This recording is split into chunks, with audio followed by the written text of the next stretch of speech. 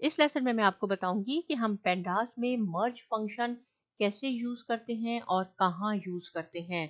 सबसे पहले आपने क्या करना होगा, इंपोर्ट करना होगा पेंडास एस पी डी। अब यहाँ देखें कि मैंने आपके लिए यहाँ पे एक ये डाटा फ्रेम बनाया है, इसके दो कॉलम्स हैं। फर्स्ट नेम है William Raj and so on, और ये इनके मार्क्स हैं इंग्लिश के, यानी विलियम के 80 नंबर हैं, राज के मार्क्स 90 हैं, ऐश के 91 है इंग्लिश में, एंड सो ऑन। अब जब हम इसको रन करवाते हैं तो आप देखेंगे ये डाटा जो है ये एक नाइसली टेबल में अरेंज हो गया। ये हमारे पास फर्स्ट नेम आ गए और ये इनके मार्क्स आ गए 5 स्टूडेंट्स के। ये इंडेक्स कॉलम है जो बाय डिफॉल्ट सिस्टम जनरेट करता है, और इंडेक्स आपको मालूम है कि 0 से स्टार्ट होता है। इसी तरह एक और मैंने यहाँ पे डाटा लिखा है, स्टूडेंट्स हमारे पास सेम है, 5 स्टूडेंट्स हैं, लेकिन ये इनके मैथ के मार्क्स हैं। अब जब मैं इसको रन करवाती हूँ तो आप देखेंगे कि ये डाटा भी हमारे पास कन्वर्ट हो जाता है एक टेबल की फॉर्म में।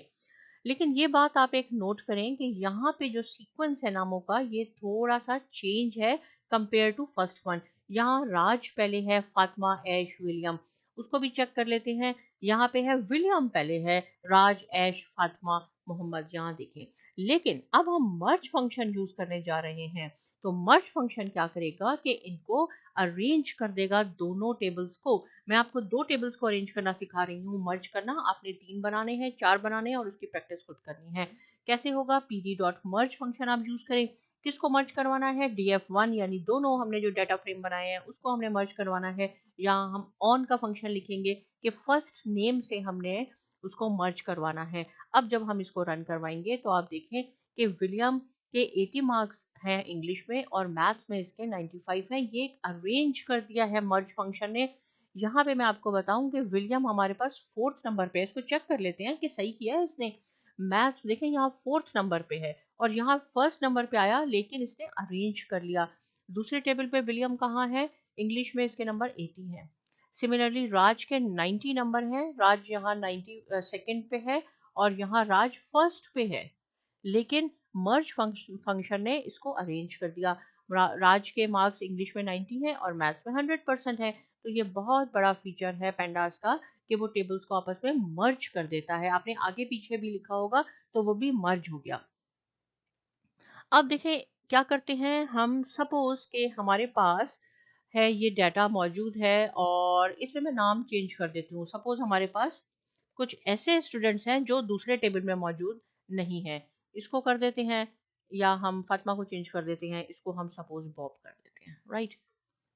और इस टेबल में क्या करते हैं, इस टेबल में से हम कुछ नाम डिलीट कर देते हैं। सपोज मैं ऐश को डिलीट कर देती हूँ, यहाँ पे ये कॉमा भी आ गया।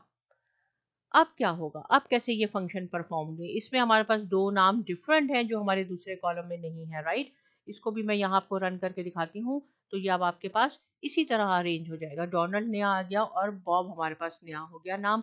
इसको भी हम ऐसे करते हैं तो ये हमारे पास एरर है। एरर कहाँ पे है हमारे पास, क्या एरर है, arrays must all be the same length. Okay, देखें यहाँ पे मैंने एक नाम इरेज किया था तो मुझे इसके डेफिनेटली ये भी करने चाहिए थे, इसलिए आपके पास एरर आ गई। चलिए ये एरर फिक्स हो गई हमारी। अब हमने इसको रन करवाना है, तो अब कैसा रिजल्ट आएगा, कुछ नाम ऐसे हैं जो हमारे पास सेम नहीं है। इस सूरत में क्या होगा, आपके पास वो नाम आएंगे जो दोनों टेबल में कॉमन है, सेम है। अब हमने मर्ज फंक्शन यूज किया, राइट। अगर तो आपके पास सेम नेम है तो वो सारे नाम आ जाएंगे, लेकिन अगर आपके पास सेम नेम नहीं है, डिफरेंट नेम्स हैं, तो आपके पास जो कॉमन, इसका मैं आपको एक ये बताती हूँ, ये आपने देखा होगा जो हम इंटरसेक्शन सेट्स का करते हैं कि जो कॉमन होते हैं वो बीच में आएंगे, राइट। तो ये मैंने यहाँ लिखा है कि ये विलियम और मोहम्मद ये दोनों यहाँ इस वक्त कॉमन है, राइट। आगे चलते हैं। अब क्या है, अगर मैं इसके साथ dfpd डॉट मर्ज फंक्शन के साथ मैं ऑन का फंक्शन मैंने लगाया, सॉरी ये तो मेरे पास सेम ही आएगा, राइट, दो दफा मैंने लिख दिया, ऑल मेंबर्स और यूनियन। अब अगर हम चाहते हैं कि नहीं हमारे पास तो सारे मेंबर आने चाहिए दोनों टेबल में, तो ये कौन सा कॉन्सेप्ट हो गया, अपने ये सेट्स में ही हम पढ़ते हैं यूनियन का। एक यूनियन है, एक इंटरसेक्शन है। इंटरसेक्शन का मीन होता है कॉमन, राइट। तो अगर हमने इसके साथ कुछ और आर्ग्यूमेंट नहीं लिखा तो हमारे पास सिर्फ कॉमन वैल्यूज आएंगी जो दोनों में कॉमन है।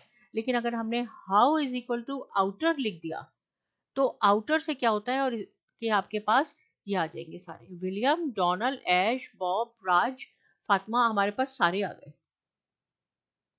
राइट। तो ये यूनियन का कॉन्सेप्ट है। कब आएगा यूनियन का? जब आपने how is equal to outer लिखना होगा। लेकिन जब हम how is equal to inner लिख देंगे, ये इसका डिफॉल्ट बिहेवियर है। इसको भी हम रन करके दिखाते हैं, तो आपके पास क्या आएगा? आपके पास देखें ये दो कॉमन आएंगे। अगर आप ये how is equal to inner ना लिखें, यहाँ तक इसको आप इरेज कर दें, यहाँ तक रन करेंगे तो भी आपके पास कॉमन या इंटरसेक्शन आएगा। इनर ये इसका डिफॉल्ट बिहेवियर है। How is equal to inner आपके पास कॉमन आएंगे, राइट। इसकी मोर अगर आपने डॉक्यूमेंटेशन पढ़नी है तो आप पेंडास में जाके यहाँ लिख सकते हैं, पेंडास डाटा फ्रेम मर्ज फंक्शन। तो हम यहाँ हैं, देखें हाउ, हाउ का डिफॉल्ट बिहेवियर है इनर, और इनर क्या करता है? इनर जो दोनों में कॉमन है वो आपके पास आएगा। यहाँ मैं आपको लेफ्ट भी सिखाऊंगी, राइट, आउटर, इनर, लेकिन इनर इसका डिफॉल्ट है। अब आप इसकी डिटेल में ज़रूर स्टडी करें, क्योंकि ये बहुत ज़्यादा फीचर्स होते हैं जो हम यहाँ डिस्कस नहीं कर सकते, इसलिए मैं आपको इंपॉर्टेंट फीचर्स बताती हूँ। अब क्या है लेफ्ट? लेफ्ट का क्या मीनिंग है? मैं इसको हम रन करते हैं और आप देखेंगे कि सेम है, लेकिन अगर मैंने लेफ्ट कर दिया तो हमारे पास ये आ जाएंगे, विलियम, डोनाल्ड, ऐश, बॉब, मोहम्मद, राइट। विलियम और मोहम्मद जो हमारे पास हैं, ये तो हमारे पास कॉमन थे, डोनाल्ड, ऐश और बॉब। इसको हम लिखते हैं यहाँ पे, ये लेफ्ट पे है, ये डोनाल्ड है, ये ऐश लिख दिया और ये मैंने यहाँ बॉब लिख दिया, राइट। ये हमारे पास लेफ्ट है, ये वाले आ गए। लेकिन अगर मैं इसको कह देती हूँ कि राइट वाले आ जाए, तो देखें क्या आएगा।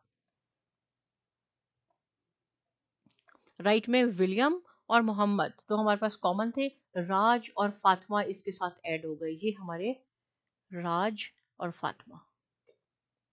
तो ये मैंने एक छोटा सा आपको समझाने के लिए बताया है कि ये इंटरसेक्शन होता है, राइट। अगर हमने आउटर का क्लियर लिखेंगे, how is equal to outer, तो सारे नाम आ जाएंगे जो यूनियन को रिप्रेजेंट करता है। लेकिन अगर हम लेफ्ट लिखेंगे या राइट लिखेंगे तो आपके पास कैसे फीचर्स आएंगे वो हमने यहाँ सीखे। अब देखें यहाँ मैंने लिखा है, यहाँ एक दफ़ा आउटर इसलिए लिखा है ताकि आपको दोबारा मालूम हो जाए कि आउटर से आपके पास कॉमन जो होते हैं यूनियन होंगे वो सारे आपके पास आ जाएंगे।